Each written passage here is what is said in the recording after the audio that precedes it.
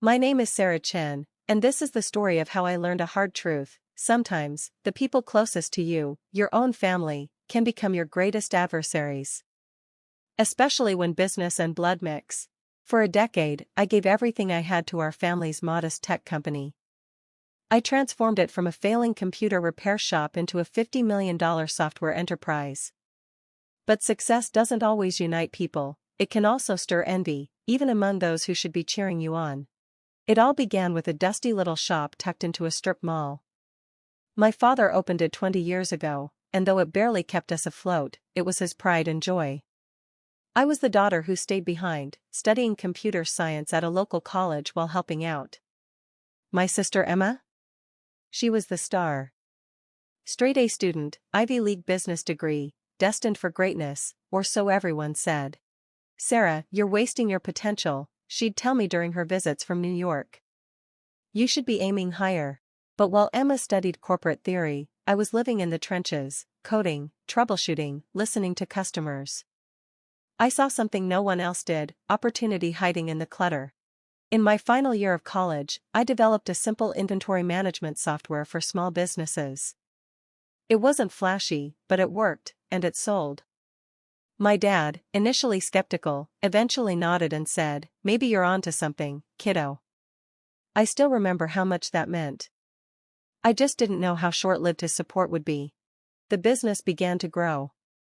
I put in 14-hour days, 7 days a week.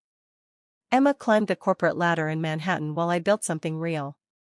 Our shop evolved into a legitimate software company. We expanded from serving locals to securing national clients. My mother worried. "Don't burn yourself out, Sarah," she'd say gently, bringing me food at the office. There's more to life than work. But I was on a mission, part vision, part unspoken desire to prove I belonged. 5 years in, we hit our first million in annual revenue. That's when Emma reappeared.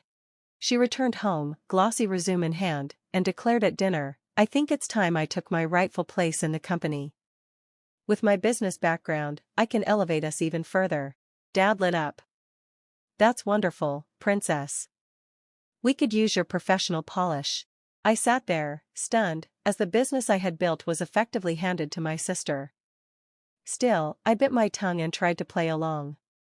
Emma was made co-CEO, despite having no industry experience, because, according to Dad, her credentials would strengthen our image.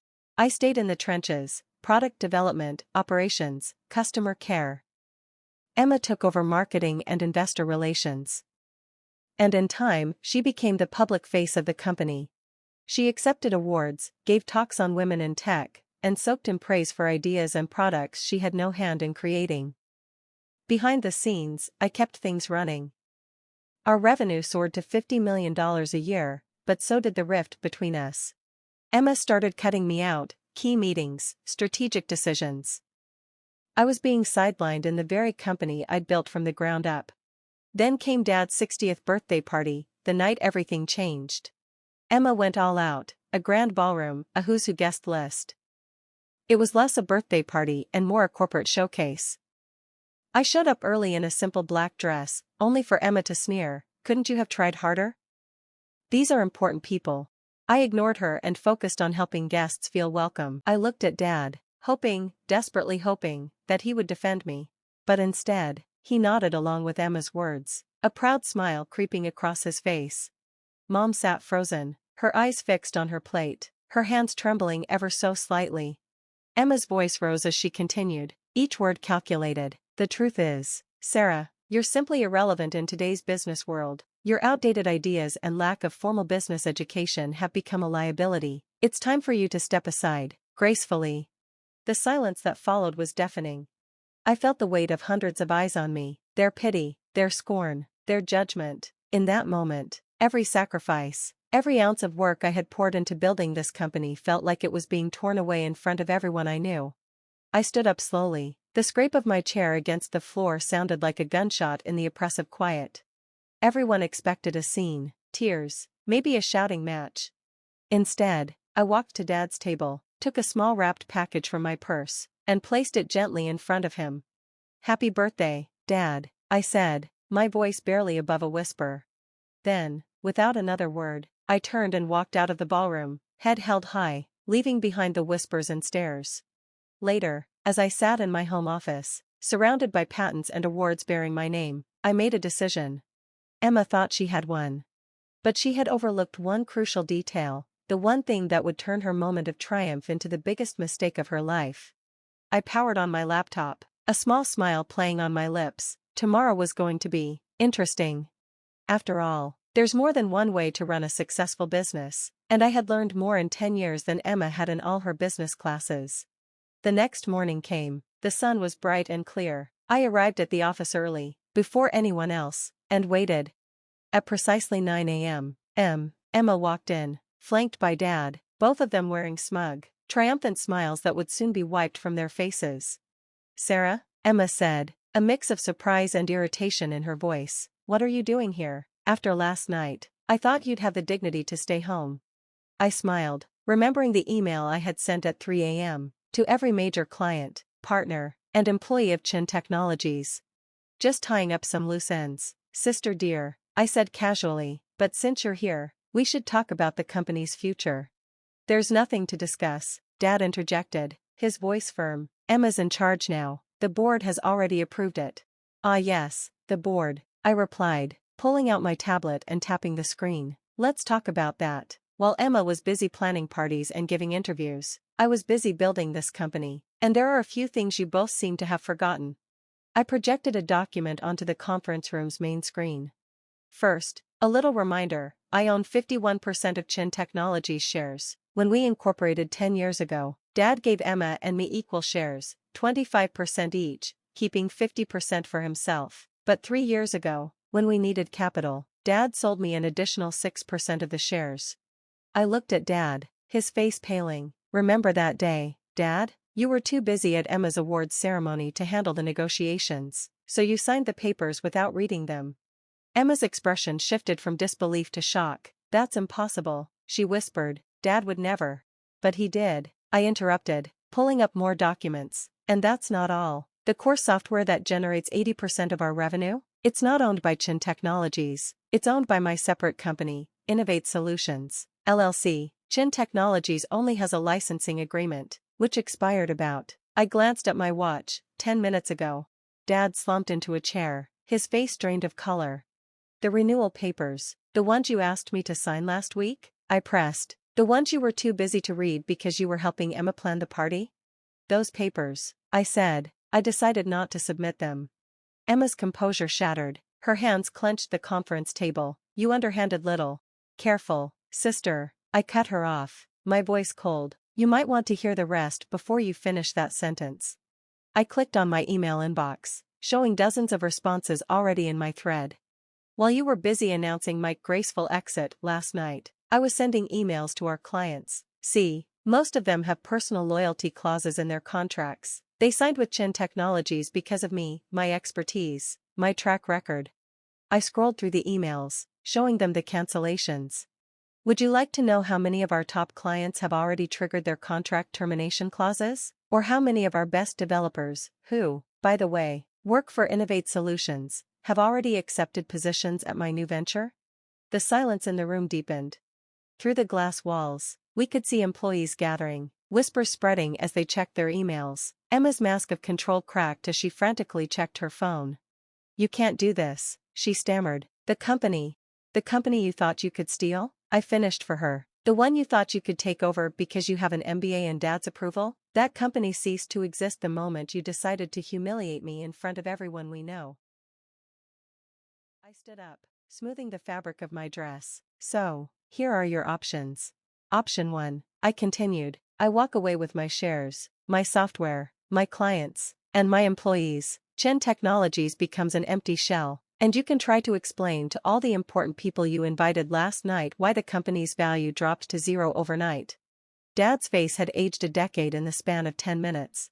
"Option 2? He asked, his voice barely a whisper.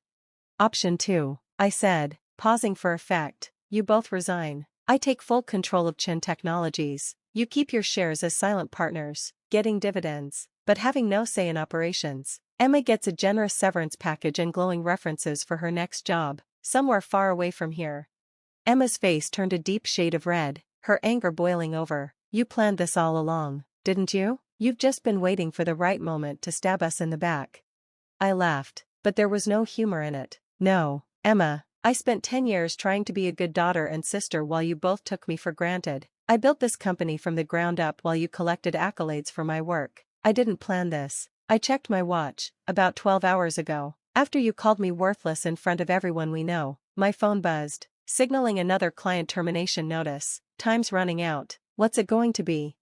The next hour was a blur of frantic paperwork and angry lawyers. By noon, I sat alone in what was now my office, looking out over the city. The company I had fought for was finally mine, but the victory felt hollow. Family ties lay in ruins, trust shattered like delicate crystal.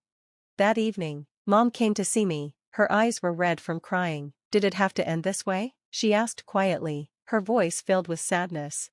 They gave me no choice, I replied, my tone gentle yet firm. They would have taken everything I built and discarded me without a second thought. She nodded slowly, a somber understanding in her gaze. What happens now? I showed her the plans I'd already drawn up, expansions, new product lines, innovations I had been holding back for years. Now, I build something even bigger, but this time, I do it without having to carry people who see me as worthless. Over the next year, Chen Technologies, under my sole leadership, tripled in value. Emma found a job with a startup in Silicon Valley, humbled but hopefully wiser. Dad retired, finally understanding that his golden child had nearly destroyed his legacy. We still saw each other on holidays, maintaining a polite distance that concealed wounds too deep to heal. Sometimes, late at night, I look at old family photos and feel a pang of sadness for what we lost. But then I remember that night at the birthday party, the look of disdain on Emma's face, the way Dad nodded along with her cruel words. In business, and in family, respect is earned, not given. They learned that lesson too late. As for me, I learned that sometimes the quiet ones, the ones dismissed as worthless, are the ones you should watch out for. We're the ones who know how to build something from nothing, and how to take it all back when others try to steal it. My story quickly spread through business circles, a cautionary tale about underestimating the wrong person. These days, when I attend industry events, I often hear whispers. That's Sarah Chen, the one who, they never finish the sentence, but they don't have to. My success speaks for itself. Last week, I received an invitation to speak at Emma's business school graduation ceremony. The topic, Hidden Strengths, the Power of Underestimated Leaders. I accepted the invitation with a small smile, already planning my speech. After all, I have quite a story to tell. The company continues to thrive under my leadership, but more importantly, I've found peace with my decisions. Sometimes, the strongest message you can send is simply proving people wrong. And sometimes, the best revenge isn't about destroying others, it's about rising so high that they can't help but see their own mistakes. As I write this from my office overlooking the city, I'm reminded of something my mother once told me. Success is the best revenge, but wisdom is knowing when to stop seeking revenge and start seeking growth. She was right. I've moved past the need for revenge. These days, I focus on building something meaningful, something that will outlast all the petty jealousies and family dramas. I still keep the wrapped birthday present I never gave to Dad, a photo album documenting the company's journey from that tiny repair shop to the empire it has become. Maybe someday, when the wounds have healed enough, I'll finally give it to him. Until then, it serves as a reminder that our greatest strengths often come from the very things others underestimate about us.